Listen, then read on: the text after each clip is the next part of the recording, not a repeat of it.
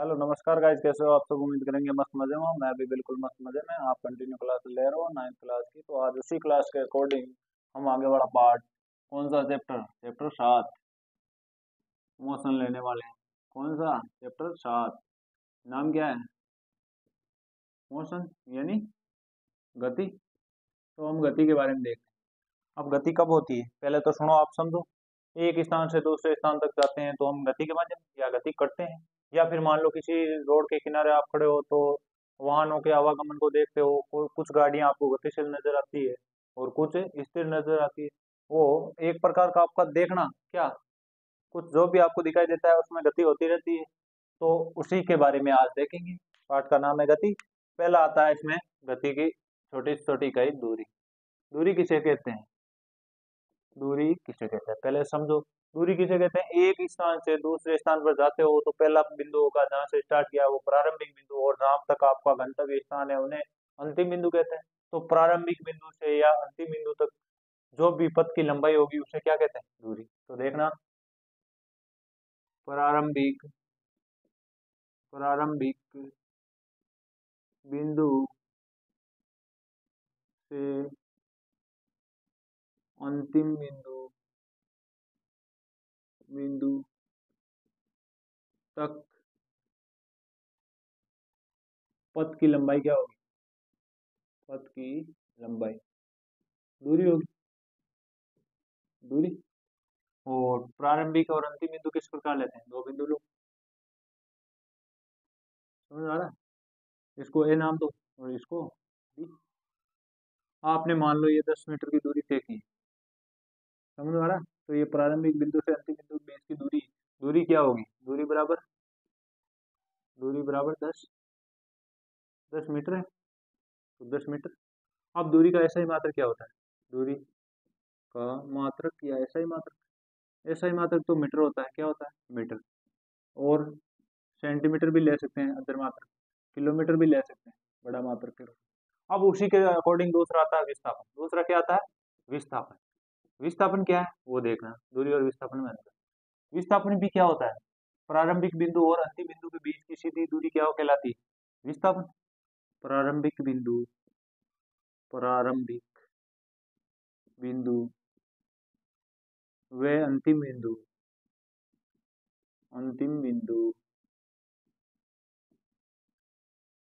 के बीच की सीधी दूरी, सीधी दूरी क्या कहलाती है? विस्थापन कहलाती है। किस प्रकार देखो, कोई व्यक्ति है उत्तर से स्टार्ट करता है चलना, फिर दक्षिण की तरफ जाता है। तो मान लो अगर ये 3 मीटर दूरी हो, क्या 3 मीटर हो, और ये 4 मीटर दूरी हो, तो ये तो टोटल दूरी कितनी होगी? इसमें दूरी की बात कर ली जाए तो कुल दूरी होती है। कुल तय किया गया आपस की लंबाई, तो 3 मीटर प्लस 4 मीटर, जो कि कितना होगी? 7 मीटर। उसके अकॉर्डिंग विस्थापन की बात कर ले इसी में। किसकी बात कर लेते हैं? विस्थापन। विस्थापन कितना हुआ? तो प्रारंभिक बिंदु ये, अंतिम बिंदु ये, बीच की सीधी दूरी। तो बीच की आपको क्या करनी? सीधी दूरी। तो किस प्रकार पाइथागोरस प्रमेय से निकाल सकते हो? 3 का स्क्वायर प्लस 4 का स्क्वायर, तो क्या आएगा? 5 का स्क्वायर या 5 मीटर आ जाएगी। क्या आएगी? 5 मीटर। तो इस प्रकार विस्थापन क्या होगा? Direct 5 metre. विस्थापन शून्य भी हो सकता है, विस्थापन ऋणात्मक भी हो सकता है, और विस्थापन धनात्मक भी हो सकता है। लेकिन दूरी हमेशा क्या होगी? धनात्मक होगी। समझ में आ रहा है? दूरी ऋणात्मक या शून्य नहीं होती, दूरी धनात्मक ही होगी। तो यहाँ तक आपको समझ में आ गया होगा। उसके आगे हम कुछ किताब के, किसी वस्तु की स्थिति को बताने के लिए हम निर्देश बिंदु की आवश्यकता होती है। निर्देश बिंदु को क्या कहते हैं? मूल बिंदु। आपने चतुर्थांश पढ़ा होगा, उसमें मूल बिंदु के निर्देशांक 0,0 थे। तो ये दूरी और विस्थापन था। अब इसके आगे बात कर लेते हैं किसकी? सरल रेखीय गति में देखेंगे कुछ कुछ अच्छी बात हुई। तो सरल रेखीय गति किस प्रकार होती है? एक सरल रेखा के अनुदिश होने वाली गति को क्या कहते हैं? सरल रेखीय गति। और सरल रेखीय गति के द्वारा सबसे अच्छा उदाहरण किसका है दूरी और विस्थापन बताने का?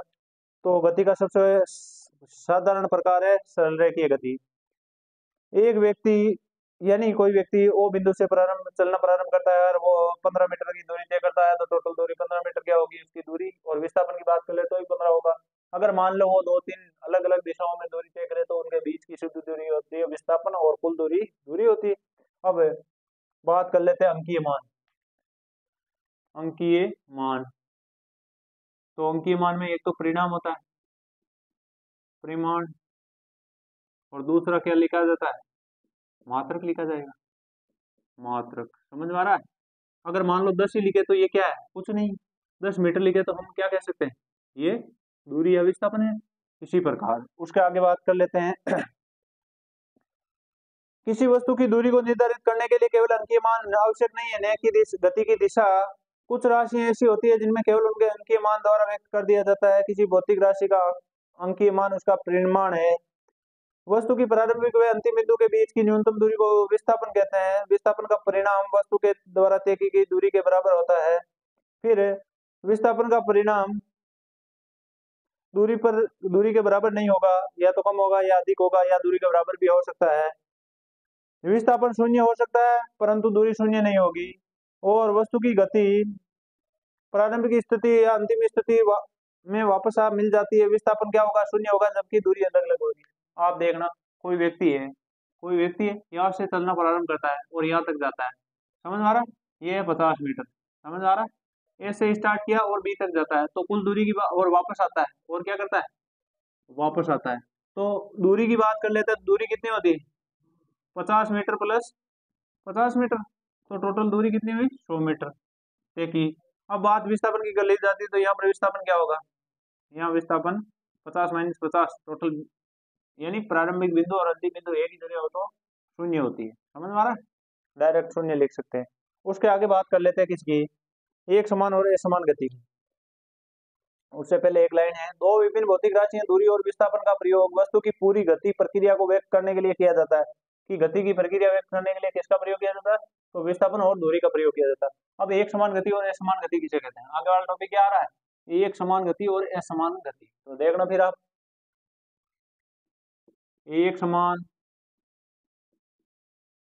समान व असमान गति, असमान गति किसे कहते हैं। तो देखना परिभाषा, निश्चित समय अंतराल में किसी वस्तु द्वारा निश्चित समय अंतराल में समान दूरी तय करना तो क्या कहलाता है, एक समान गति। और अलग अलग समय अंतराल में, यानी समान समय अंतराल में अलग अलग दूरी तय करना तो क्या कहलाएगा, असमान गति। समान समय अंतराल क्या होता है, पहले ये देखो कि कोई व्यक्ति है, पहले 1 सेकंड में 50 मीटर की दूरी तय करता है। समझ में आ रहा है? फिर 50 अगले सेकंड में फिर 50 मीटर दूरी तय करेगा। समझ में आ रहा है? तो ये होगी एक समान गति। दूसरी है असमान गति, पहले 1 सेकंड में वो है 30 मीटर की दूरी तय करता है, दूसरे में 70 मीटर की, फिर 20 मीटर की। तो ये क्या हुई, समान समय है 1 सेकंड। यहाँ पर भी 1 सेकंड है और 1 सेकंड, 1 सेकंड में 30 किलोमीटर यानी मीटर चलता है, फिर 1 सेकंड में 70 मीटर चलता है, फिर 1 सेकंड में 20 मीटर चलता है। यहाँ भी 1 सेकंड है, 1 सेकंड और 1 सेकंड। तो इस प्रकार आप समझ सकते हो कि एक समान गति और असमान गति किसे कहते हैं। परिभाषा, किसी वस्तु द्वारा समान समय अंतराल में समान दूरी तय करना एक समान गति कहलाती है, और समान समय अंतराल में अलग अलग दूरी तय करना क्या कहलाती है, असमान गति कहलाती है। उसके आगे बात कर लेते हैं कि वस्तु की गति की दर, यानी गति की दर का मापन। वस्तु की गति की दर किसमें मापी जाती है, तो उसके लिए एक शब्द आता है, वस्तु की गति की दर। नाम आ जाता है दर, और गति को क्या कहते हैं, दूरी। तो गति की दर, दूरी को मापने की दर क्या कहलाती है, चाल कहलाती है। आपने देखा होगा, किसी दी गई निश्चित दूरी को तय करने के लिए अलग अलग वस्तु द्वारा अलग अलग समय लगेगी। वस्तु की गति करने के लिए अलग अलग हो सकती है, यानी गति करने की दर अलग अलग, यानी एकम समय में गति की दर। हेडिंग क्या है, गति की दर, और जिसे क्या कहते हैं, चाल कह सकते हैं। समान एकम समय में तय की गई दूरी, एकम समय में तय की गई दूरी क्या कहलाती है, चाल। समझ आ रहा है? अब इसको तीन राशियों में से कोई दो राशि दी जाती है तो हम दूरी और समय दे रखा हो तो चाल निकाल सकते हैं, और चाल और समय दे रखा हो तो दूरी निकाल सकते हैं, और दूरी और चाल दे रखी हो तो समय निकाल सकते हैं। अब चाल का ऐसा ही मात्रक क्या होता है, चाल का ऐसा ही मात्रक मीटर, दूरी का ऐसा ही मात्रक मीटर होता है, समय का क्या होता है, सेकंड। तो क्या लिखते हैं, मीटर प्रति सेकंड। चाल का ऐसा ही मात्रक होता है। अगर किलोमीटर प्रति घंटे में दे रखा हो तो उसे मीटर प्रति सेकंड में बदलना। यहीं पे समझ लो, किलोमीटर प्रति घंटे में दे रखा हो तो मीटर प्रति सेकंड में बदलना। किस प्रकार बदलते हैं, समझ आ रहा है? ये दिया हुआ होगा किलोमीटर, 1 किलोमीटर बराबर कितना होता है 1000 मीटर। 1 घंटे बराबर कितना होता है 60 × 60 सेकेंड। आ गया ना मीटर प्रति सेकंड में। तो 1000/60 × 60 3600 लिख सकता हूँ। 2 जीरो से 2 जीरो हटा दो, 5 का यानी 2 का 5 बार, इसमें 18 बार। तो आपको क्या करना है, अगर मीटर प्रति किलोमीटर प्रति घंटे में दे रखा और मीटर प्रति सेकंड में बदलना हो तो 5/18 से गुणा करना है। समझ में आ रहा। उसी के अकॉर्डिंग मीटर प्रति सेकंड में दे रखा और किलोमीटर प्रति घंटे में पूछा हो तो क्या करते हैं 18/5 से गुणा करते हैं। ये याद रखना दो चीजें। उसी के आगे हम चलते हैं, औसत चाल किसे कहते हैं। दो अलग अलग समय अंतरालों में तय की गई दूरी और दो अलग अलग समय अंतरालों यानी कुल दूरी बटा कुल तय की गई दूरी बटा कुल लिया गया समय क्या कहलाता है औसत चाल। तो आगे देखेंगे औसत चाल क्या है। छोटे छोटे टॉपिक है, ज्यादा कोई हार्ड नहीं है, आप शुरू से ही पढ़ते आ रहे हो। तो कि कौन सा औसत चाल, औसत चाल कुल तय की गई दूरी, कुल दूरी बटा कुल समय, देखना देखे कुल दूरी बटा कुल समय। वस्तु की गति चाल का ऐसा ही मात्रक मीटर प्रति सेकंड होता है। चाल का अन्य मात्रक सेंटीमीटर प्रति सेकंड भी हो सकता है, किलोमीटर प्रति घंटा भी हो सकता है। वस्तु की औसत चाल उसके द्वारा तय की गई कुल दूरी को कुल समय अवधि से भाग देकर प्राप्त किया जा सकता है। इसी प्रकार कुल दूरी को कुल समय से भाग देकर, अब अगर समय को t मान ले और कुल दूरी को s मान ले तो v बराबर क्या होगा औसत चाल। चाल बराबर चाल को अगर v माने तो इसमें क्या होगा कुल दूरी क्या s मान ले, कुल समय क्या तो एस टी हो जाएगा, क्या हो जाएगा। और ये वेग के बराबर भी हो सकता है, वेग भी लिया जा सकता है। अब उसी के अकॉर्डिंग एक आपको उदाहरण दे रखा है, उदाहरण 8.1। 16 मीटर की दूरी 4 सेकंड में, 16 मीटर दूरी 4 सेकंड में। दूसरा क्या दे रखा है तय करता है तो पुणे 16 मीटर की दूरी 2 सेकंड में, पुणे क्या 16 मीटर 2 सेकंड में। फिर क्या दे रखा होगा तो औसत चाल निकालिए। कुल दूरी कितनी 16 दूना 32, कुल समय कितना 4 और 2 6। तो कितना आएगा इसका आंसर 6 × 5 = 30 और फिर 2 बार 6 × 3 = 18 फिर 3 3। तो कुछ इस प्रकार आएगा, क्या आएगी औसत चाल मीटर प्रति सेकंड में 5.33 मीटर प्रति सेकंड। समझ आ रहा है। आगे हम देखेंगे दिशा के साथ चाल, चाल के साथ दिशा को क्या कहते हैं। अगर मान लो चाल में दिशा को ऐड कर दिया जाए तो वह वेग बन जाती है। समझ में आ रहा है। एकांक समय में तय की गई चाल कहलाती है और चाल में अगर दिशा को ऐड कर दिया जाए तो वह क्या कहलाएगी वेग। और दूसरे शब्दों में वेग की परिभाषा क्या होगी विस्थापन में परिवर्तन की दर। क्या होगा वेग बराबर विस्थापन में परिवर्तन की दर, परिवर्तन की दर क्या कहलाती है वेग कहलाती है। अब देखो देखे चाल के साथ साथ दिशा को भी व्यक्त करते हैं। वे गति वे राशियां जो इन दोनों पक्षों को व्यक्त करती है, किस किस को, एक तो चाल और उसके साथ दिशा, तो उसे वेग कहा जा सकता है। एक निश्चित दिशा में चाल को क्या कहते हैं वेग कहते हैं। अब बात कर लेते हैं वेग। तो उसमें पहले हमने चाल वाला देखा था, उसमें दिशा ही बतानी थी कौन सी s/t। ये फॉर्मूला लिख सकते हैं। वेग का भी सेम ही होता है, मात्रक भी सेम ही होता है, क्या मीटर प्रति सेकंड। इसके साथ दिशा भी बतानी होती है। अब औसत वेग की बात कर लेते हैं, किसकी औसत वेग, कुल दूरी बटा कुल समय वही है भैया। इसमें प्रारंभिक वेग प्लस अंतिम वेग बटा 2। तो देखेंगे क्या प्रारंभिक वेग बटा या प्लस अंतिम वेग बटावा क्या 2। तो प्रारंभिक वेग यू माने और अंतिम वेग v माने तो ये होगा v मैक्सिमम या एवरेज, एवी का मतलब एवरेज। तो इसी के अकॉर्डिंग यू प्रारंभिक वेग है और v अंतिम वेग है। चाल तथा वेग का मात्रक क्या होता है मीटर प्रति सेकंड होता है। उसके आगे हम क्या देखेंगे कुछ क्वेश्चन है चाल और वेग में अंतर आप बता सकते हैं। चाल में दिशा नहीं होती जबकि वेग में दिशा बता दी जाती है। चाल एकांक समय में तय की गई दूरी होती है जबकि वेग के परिणाम के साथ दिशा भी दी की जाती है। जो भी है अंतर आप आपके अकॉर्डिंग बता देना। दूसरा क्वेश्चन क्या है किस अवस्था में किसी वस्तु की औसत चाल के बराबर होगी परिणाम।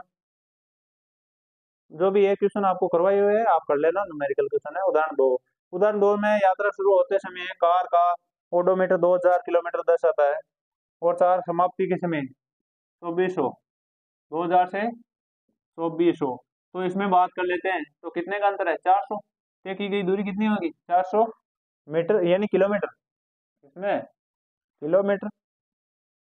यदि यात्रा में 8 घंटे का समय लिया जाता है, कितना, 8 घंटे का समय, तो क्या करना है आपको, औसत चाल किलोमीटर प्रति घंटे और मीटर प्रति सेकंड में निकालनी। तो दूरी कितनी है, 400, समय कितना है, 8 घंटे, तो ये तो किस में आएगी, किलोमीटर प्रति घंटे में।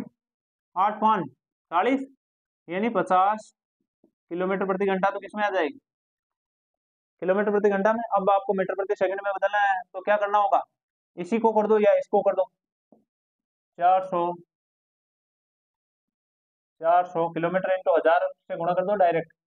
और यहाँ पर 8 घंटे है तो इसको 60 इंटू 60 से कर दो, 60 इंटू 60, इन दोनों का मान कितना आएगा, 5/18। फिर 8 5 40, जीरो है तो जीरो, फिर 5 25, 250/18।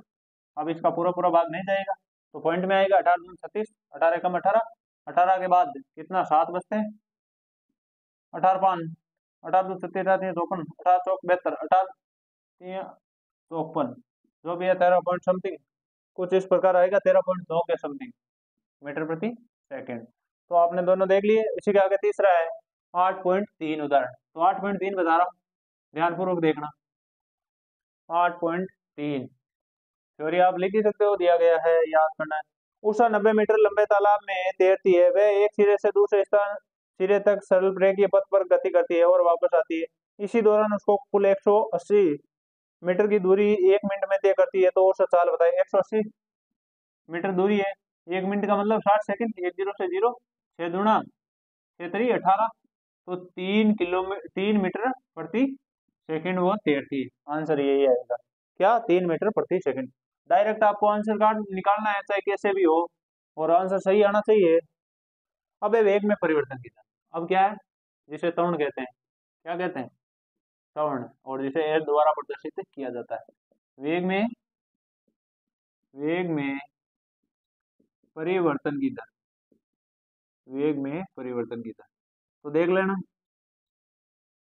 वेग में परिवर्तन की दर को क्या लिया जाता है, त्वरण, ए बराबर वी अपॉन क्या, टी। अब मान लो वेग अलग अलग हो, प्रारंभिक वेग और अंतिम वेग की बात कर ली जाए, प्रारंभिक वेग v है, अंतिम वेग v है, तो यानी प्रारंभिक वेग u है, अंतिम वेग v है, तो उसे इस प्रकार लिया जाएगा।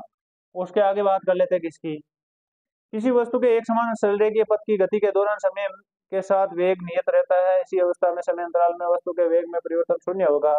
यदि किसी वस्तु के प्रति इकाई समय में वेग में परिवर्तन होता है तो उसे त्वरण कहते हैं। इकाई समय में वेग में परिवर्तन को क्या कहते हैं, त्वरण कहते हैं। फिर इसी प्रकार त्वरण का मात्रक क्या होता है, मीटर प्रति सेकंड स्क्वायर, यही होता है।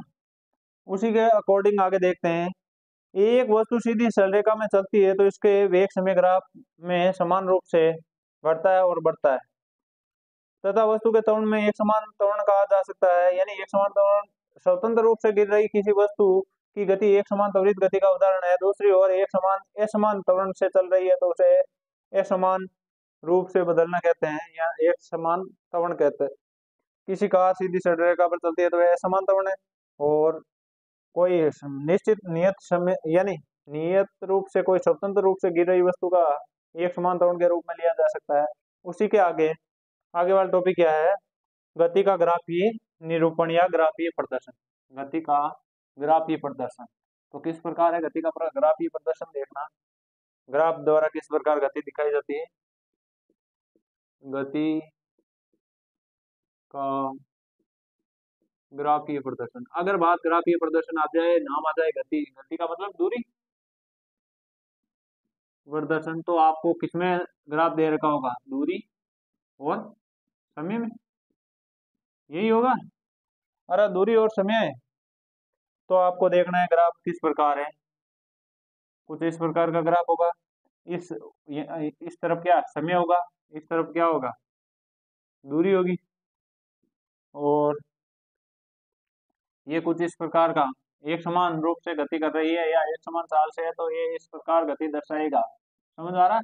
और ये ग्राफ क्या दर्शाता है, दूरी समय ग्राफ हमेशा किसको दर्शाएगा, चाल को। समझ में आ रहा, किसी वस्तु की चाल को दर्शाएगा। उसके आगे देखना, किसी वस्तु की गति को दर्शाने के लिए एक रेखीय ग्राफ की आवश्यकता होती है। इस स्थिति में ग्राफ की रेखा किसी भौतिक राशि पर निर्भर करती है। दूरी या वेग का दूसरी राशि जैसे समय पर निर्भर करना। दूसरा दूरी समय ग्राफ। दूरी समय ग्राफ में क्या है, एक्स और वाई अक्ष लेते हैं। दूरी समय ग्राफ को विभिन्न अवस्थाओं में प्रदर्शित किया जा सकता है, एक समान चाल से या असमान चाल से। ये किसमें, एक समान चाल से। अब इसके बाद कोई वस्तु जब समान दूरी समान समय अंतराल में तय करती है तो उसे एक समान चाल कहा जाता है। उसके आगे अब इसमें किसकी क्या निकालना है आपको, चाल को निरूपित करना है या वेग को निरूपित करना है। तो S2 माइनस S1, S2 का मतलब होता है अंतिम दूरी माइनस प्रारंभिक दूरी अपॉन अंतिम लिया गया लास्ट का समय T2 माइनस T1 से। कुछ इस प्रकार का फॉर्मेट आएगा। उसके आगे बात कर लेते हैं किसकी, असमान चाल की। ये तो किसकी थी, एक समान चाल में। अब असमान चाल की बात कर लेते हैं तो उसी के अकॉर्डिंग असमान चाल का ग्राफ किस प्रकार होगा, आपके परीक्षा में सवाल आ सकता है। ग्राफ विधि का भी ग्राफ बनाकर बताइए एक समान चाल और असमान चाल को समझाइए। तो बात कर लेते हैं वही, एक तरफ क्या दूरी एक तरफ समय। बात कर लेते हैं ग्राफ की, तो ग्राफ कुछ इस प्रकार वक्राकार आएगा। किस प्रकार आएगा, वक्राकार। तो देखना कुछ इस प्रकार आएगा। इसे क्या वर्तुलाकार या वक्राकार कह सकते हैं। अब है वेग समय, दूरी के बाद आता है वेग समय ग्राफ। दूरी के बाद क्या, वेग समय ग्राफ। अगर पूछ लिया जाए दूरी समय ग्राफ का ढाल किसे निरूपित करेगा, तो किसको करता है, दूरी समय ग्राफ का ढाल हमेशा चाल को निरूपित करेगा, टेन थीटा जिसे बोलते हैं। अब बात कर लेते हैं वेग समय ग्राफ का ढाल या विस्थापन समय ग्राफ का ढाल। तो वेग को, दूरी समय ग्राफ का तो चाल को, वेग समय ग्राफ का ढाल वेग को, और वेग समय ग्राफ का ढाल तो त्वरण को, और विस्थापन समय ग्राफ का ढाल वेग को। तो याद रखना ये चार सवाल परीक्षा में एक नंबर में पूछा जाएगा, इनमें से कोई एक कन्फर्म कह सकते हैं। अब है वेग समय ग्राफ, क्या है, वेग समय ग्राफ जो त्वरण को निरूपित करता है, वेग समय ग्राफ। तो देखना किस प्रकार, इसमें भी एक तरफ क्या दे रखी होगी, वेग, दूसरी तरफ समय। यहाँ दे रखा होगा वेग, दूसरी तरफ समय। इसमें भी वही होगा, दो समय हो गए, दो ही क्या हो गया, दो ही दूरी होगी, दो ही समय। उसके आगे बात कर लेते हैं, और वेग वेग किससे निकाला जाता है, यानी दूरी निकालनी है तो चाल इंटू समय को गुणा किया जाता है। तो चाल इंटू समय को गुणा करने के लिए किस प्रकार, इसका क्षेत्रफल होगा S2 minus S1 into T2 minus T1, जो किसको प्रदर्शित करेगा, उसके क्षेत्रफल को, चतुर्भुज एबीसीडी का, चतुर्भुज एबीसीडी के क्षेत्रफल को, इसको निरूपित करेगा। समझ आ रहा, उसी के आगे हम देख लेंगे कौन सा, एक और ग्राफ है, एक समान त्वरण का ग्राफ है कोई, क्या है, एक समान त्वरण का ग्राफ। उसमें चतुर्भुज के साथ क्या, एक समान त्वरित गति के गतिमान किसी कार का वेग समय ग्राफ किस प्रकार दे रखा है, देखो देखें कुछ इस प्रकार दे रखा है। एक समान चाल में हो तो इसी प्रकार का आता है, और उसमें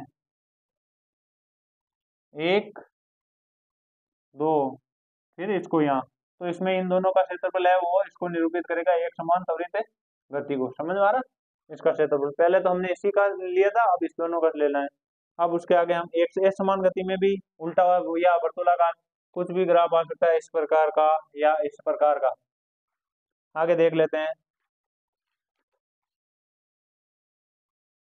आगे देखेंगे गति के समीकरण। आगे क्या देखेंगे, गति के समीकरण। वैसे तो आपको अच्छे से पढ़ाया हुआ है, लेकिन फिर एक बार आप और देख लो। और ये किससे प्राप्त होता है, यही वेग समय ग्राफ से, एक समान त्वरण से, एक समान, तीन गति के नियम ही होते हैं, तीन ही गति के क्या है समीकरण, गति के समीकरण सबसे इम्पोर्टेंट है। समीकरण पूछा जाएगा एक नंबर में, गति के समीकरण। तो गति का प्रथम समीकरण, गति का प्रथम समीकरण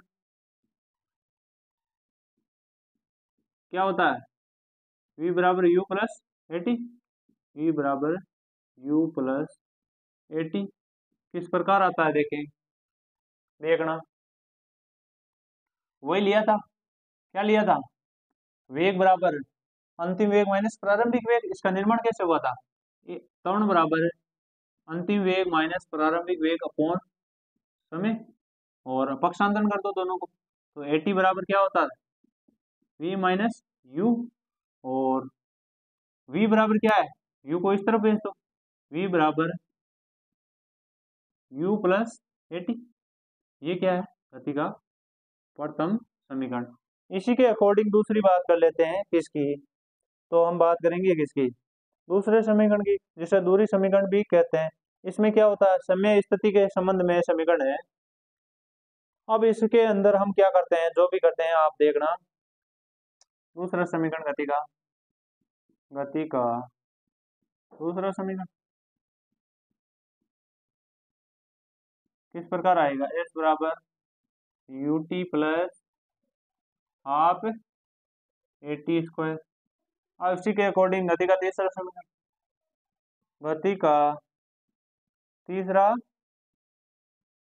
समीकरण जो किस प्रकार है देखना, उसमें भी आगे बात कर लेते हैं किसकी, तो एक तो समान समय में होगा तो दोनों को जोड़ दिया जाएगा, प्रारंभिक वेग और अंतिम वेग को, और इसी के अकॉर्डिंग ये समान में होगा तो घटा दिया जाएगा, v माइनस यू, एस दूरी निकालने के लिए वेग अपॉन वही 2 इंटू है औसत वेग वाली, यानी औसत वेग या औसत त्वरण वाले सूत्र लगेगा इसमें, फिर इन दोनों को गुणा करने पर क्या आएगा, 2as equal to v square minus you square. कुछ इस प्रकार गति के तीन समीकरण है, इन्हीं के अकॉर्डिंग न्यूमेरिकल क्वेश्चन भी आते हैं।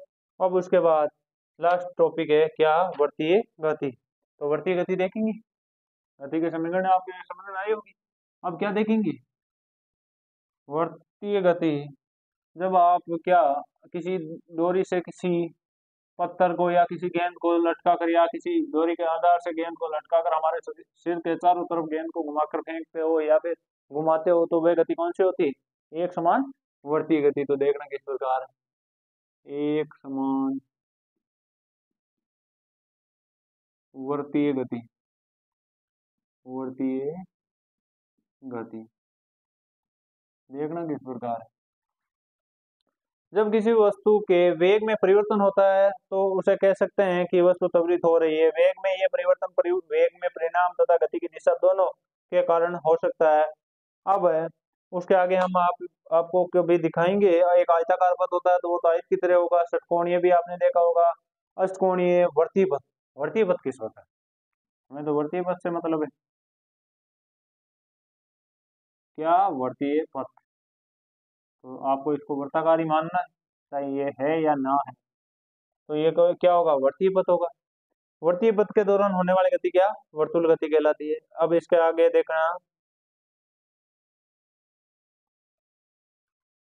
एक एथलीट एक वर्तीय पथ पर नियत परिणाम तथा नियत वेग के साथ दौड़ता है तो उसके वेग में परिवर्तन केवल गति की दिशा में ही परिवर्तन, गति की दिशा का मतलब यहाँ पर ये गति की दिशा ये होगी, यहाँ पर गति की दिशा ये होगी, यहाँ पर गति की दिशा ये होगी, इस तरफ ये, यानी हर जगह गति की दिशा में क्या होगा, परिवर्तन होता ही जाएगा। देखना देखें तो इस प्रकार। अब आगे बात कर लेते हैं, पत्थर वर्तीय गति में स्पर्श रेखीय सीधी रेखा के अनुदिश गति करता है, क्योंकि पत्थर को छोड़ा जाता है तो वह उसी दिशा में जारी रहता है जिस दिशा में जिस क्षण पर वह गति कर रहा है, और किसी पथ को वर्तीय पथ में घुमाया जाता है तो उसकी दिशा प्रत्येक बिंदु पर परिवर्तित होती रहती है।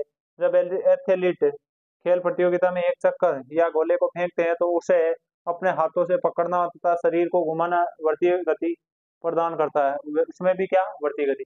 अब कुछ इंपॉर्टेंट पॉइंट है वो भी देख लेते हैं। किसी स्थिति में परिवर्तन एक गति है, स्थिति में परिवर्तन होना क्या है, एक गति। मैंने बोला था रोड के किनारे आप खड़े होकर को देख रहे हो, एक क्षण के द्वारा दूसरे क्षण, जब तक कि कोई गाड़ी आती हुई नजर आती है, लास्ट बिंदु जहां पर वह समाप्त दिखना समाप्त हो जाती है, वह क्या है, उसकी गति में कोई परिवर्तन हुआ। इसकी व्याख्या तय की गई गति या विस्थापन के दूरी या विस्थापन के द्वारा तय की गई या रूप में बताई जा सकती है। एक वस्तु की गति का एक समान और असमान रूप से होना वस्तु के वेग पर निर्भर करता है। नियत है या बदल रहा है, उसका वेग नियत होगा तो एक समान गति में, और वेग अलग अलग होगा तो असमान गति में होगी। प्रति इकाई समय में वस्तु के द्वारा तय की गई दूरी चाल कहलाती है, और प्रति इकाई समय में हुआ विस्थापन वेग कहलाता है। प्रति इकाई समय में होने वाली दूरी तो चाल कहलाती है, और वेग क्या होगा, विस्थापन। किसी वस्तु का त्वरण प्रति इकाई समय में उसके वेग में परिवर्तन की दर को कहते हैं। ग्राफों के द्वारा भी एक समान और समान विधि को दर्शाया जा सकता है। एक समान त्वरण से चल रही एक वस्तु की गति की व्याख्या निम्न समीकरण, वही गति के तीन समीकरण है। v बराबर u plus a t, s बराबर u t plus half a t square, two a s बराबर v square minus you square. अब उसके आगे एक वर्तीय गति है। अगर कोई वस्तु वर्तीय पथ पर एक समान चाल से चलती है तो उसे इस प्रकार की एक समान वर्तीय गति कहा जा सकता है। एक समान वर्तीय गति। न्यूमेरिकल क्वेश्चन आपको सारे करवा रखे हैं, तो उम्मीद करेंगे कि वीडियो अच्छा लगा है। वीडियो अच्छा लगे तो चैनल को सब्सक्राइब करना है, वीडियो को लाइक करना है, कमेंट करना है, और बताना है कि किस जगह कौन सा पार्ट आपके समझ में नहीं आया। धन्यवाद।